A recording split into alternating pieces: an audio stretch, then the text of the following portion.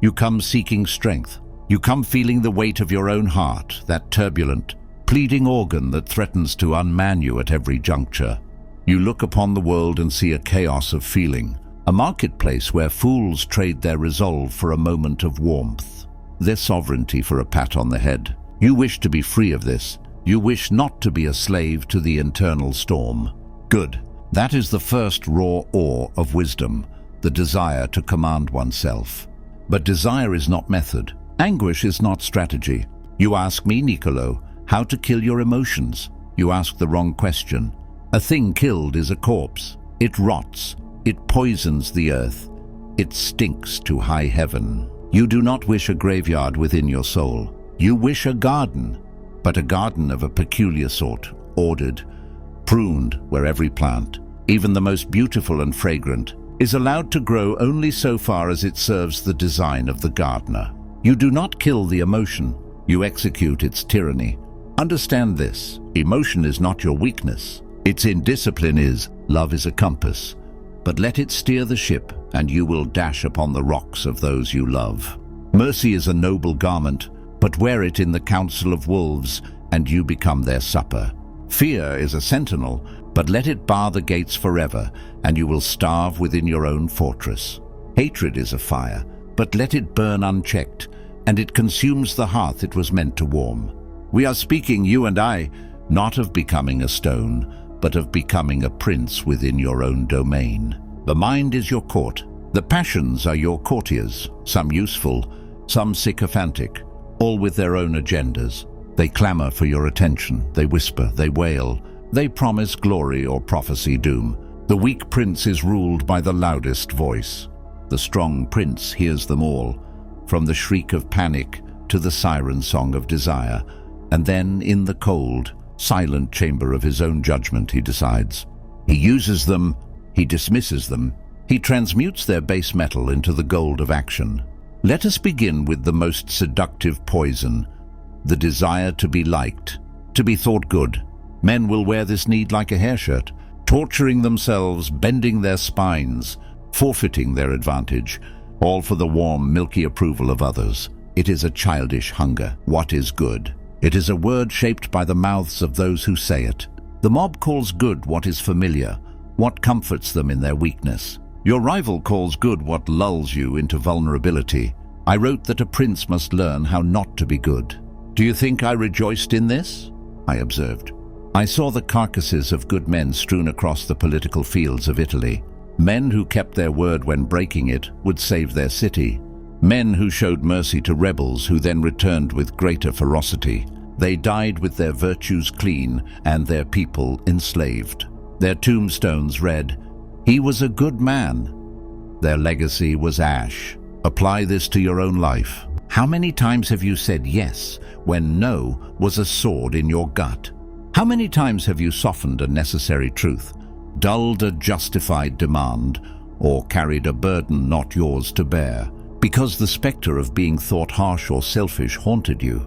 You traded a piece of your territory, your time, your energy, your resolve, for a cheap coin of gratitude that will be spent by tomorrow. This is not morality. It is poor economics of the soul.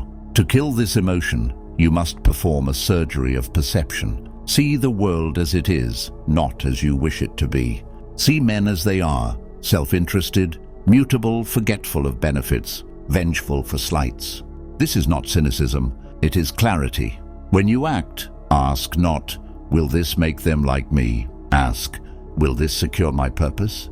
Will this increase my strength, my knowledge, my position? If kindness serves that end, be lavishly kind. It is a tool. If firmness, even cruelty, is required, administer it cleanly and completely. It is a medicine. Let them love you if possible, but let them respect you above all. Fear, if it must be one or the other, is far more reliable. Now let us consider the twin beasts, fear and hope. They are the pendulum that swings most men's lives. Fear of loss, of shame, of the unknown. Hope for reward, for love, for deliverance. They are the jailers of the mediocre soul. A man ruled by fear will never leave his prison cell, though the door is open. A man ruled by hope will chase mirages in the desert until he dies of thirst. ignoring the well at his feet, because it does not match the glorious oasis of his dreams. You must execute these as rulers. You must make them your servants. How? With the cold water of calculation. When fear grips your heart, fear of failure, of rejection, of catastrophe, do not soothe it with platitudes. Interrogate it. Place it on the rack of your reason. What precisely is the worst that can happen? Define it, quantify it. Can you survive it? Almost always, the answer is yes. The mind fears the amorphous, the unnamed shadow. Bring it into the light. Is it poverty? Plan against it. Is it humiliation? Measure its duration. Most humiliations are forgotten by the world in a season. Why will you nurse them for a lifetime? Fear is a map of dangers. Study the map, then choose your route. Do not let the map become the cage. Hope is more insidious. It is the glittering distraction. It is the belief that fortune will save you, that some deus ex machina will descend, that your worth will be magically recognized. Kill this hope. Strangle it. In its place, install preparation and will. Fortune is a woman, I have said. She is impetuous. She favors the young and the bold. But she is not a goddess to be prayed to. She is a force to be mastered, to be taken by storm. Do not hope for opportunity. Fashion it. Do not hope for strength. Forge it day by day in the smithy of small, difficult actions. And what of that most celebrated of emotions? Love. Here we must be surgeons of exquisite precision. To kill love is to kill the sun. You would live in a grey, barren world. The mistake is to let love be the master of the house, rather than its honored guest. Love for a person, when it becomes idolatry, is the surrender of your citadel. You give another the keys to your gates, the combination to your vault. You trust their garrison over your own. This is madness. Love, true love, the kind that is worthy of a strong individual, is not a surrender. It is an alliance. You choose a partner whose strength complements yours, whose counsel you respect, whose domain is their own well-ordered kingdom. You do not melt into them. You stand beside them. Two fortresses, independent and impregnable, with a bridge of mutual accord between them. That bridge can be crossed for trade, for counsel, for pleasure. But if the other fortress should fall into enemy hands through betrayal, weakness, or simple change, you can burn that bridge and your own fortress remains secure. Romantic love is but one form. There is love of family, of friends, of country. The principle holds. Let your love be active, not passive. Let it be a choice, not a compulsion. Let it be expressed not in sighs and sacrifices, but in protection, in wisdom, in the sharing of strength. And when love demands you betray your own foundation, your own purpose, you must have the fortitude to say, "No, my purpose is non-negotiable. This is not heartlessness. It is the highest respect for yourself and for the love itself, which should not wish you to be less than you are." Now we arrive at the hot, dark emotion, anger, revenge, hatred. These seem like strengths. They feel like fire in the veins. They promise action, but uncontrolled, they are a fire in your own granary. You burn your own stores to produce a dramatic, satisfying light. The weak man represses his anger. He simmers in silence, poisoning himself. The fool expresses it immediately. He barks and bites, revealing his mind and making enemies needlessly. The prince calculates its utility. Is your anger a tool to frighten an adversary? Then stage its appearance, a controlled, terrifying performance.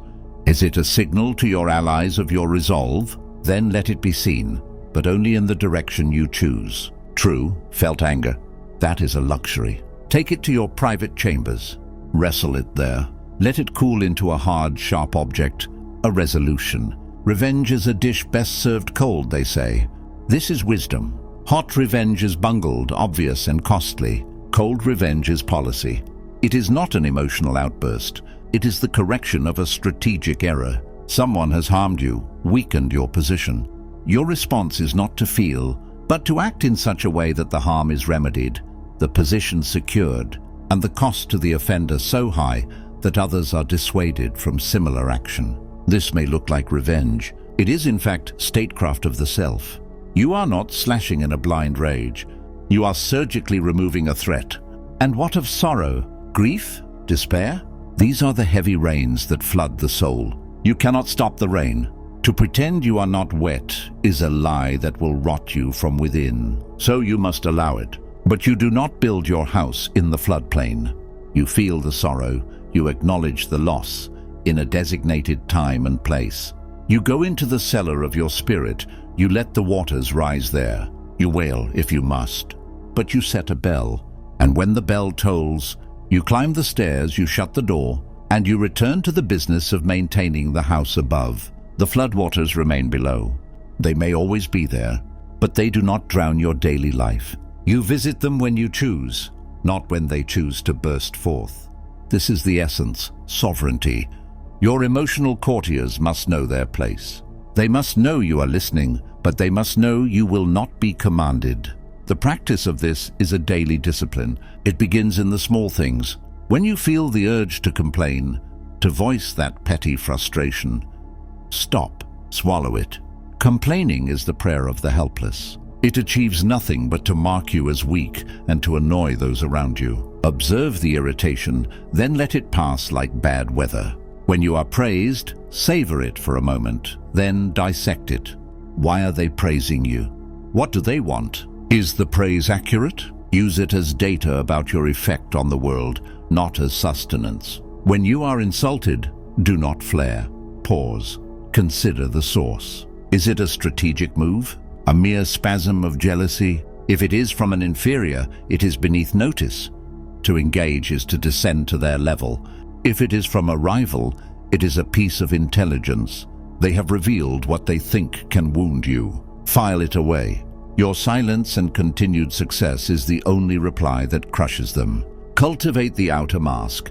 The Romans called it gravitas, a composed countenance, a measured speech, a calm demeanor.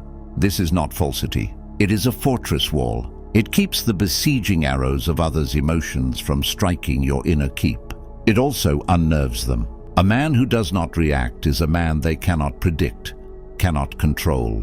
He becomes a force of nature. Spend time alone, in silence. This is where you audit your inner court, where you, the prince, review the petitions of your emotions, without the shouting, crowds of the world to distract you. Right. I, Niccolo, in my exile, wrote to the ancient Romans. I held conversations with them in the quiet of my study. In that silence, I rebuilt my mind. In your silence, you will forge yours. Read history. See the grand, tragicomic pageant of human emotion playing out on the stage of centuries. See how tears changed nothing, how righteous indignation led to folly, how love toppled kingdoms, and see too the cool, calculating minds, the Augustus, the Cesare Borgia, the Pope Julius, who, for good or ill, shaped events because they used emotions as clay, not as chains. Finally, understand the ultimate goal. It is not to become a monster of ice. It is to become free, to act, not react, to build, not merely defend, to experience the full spectrum of human feeling not as a victim swept away by the current, but as a connoisseur in a gallery, appreciating each piece for what it is, but knowing you will leave the gallery and return to your work.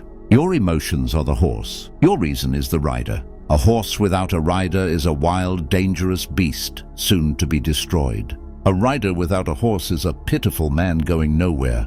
Together, directed with skill, they are power, speed, and grace.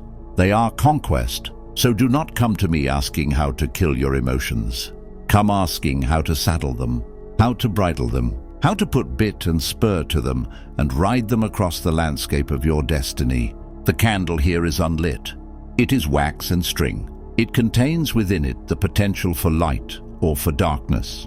The flame is the emotion, beautiful, necessary, capable of illuminating truth or casting deceptive shadows. But who holds the flame? Who decides when it is lit, how bright it burns, and what it will reveal? You do, or you should. Now go, the night is yours. The world is waiting. It is not kind. It is not fair. It is simply there, a territory to be understood, navigated, and for the strong, conquered. Begin the conquest within,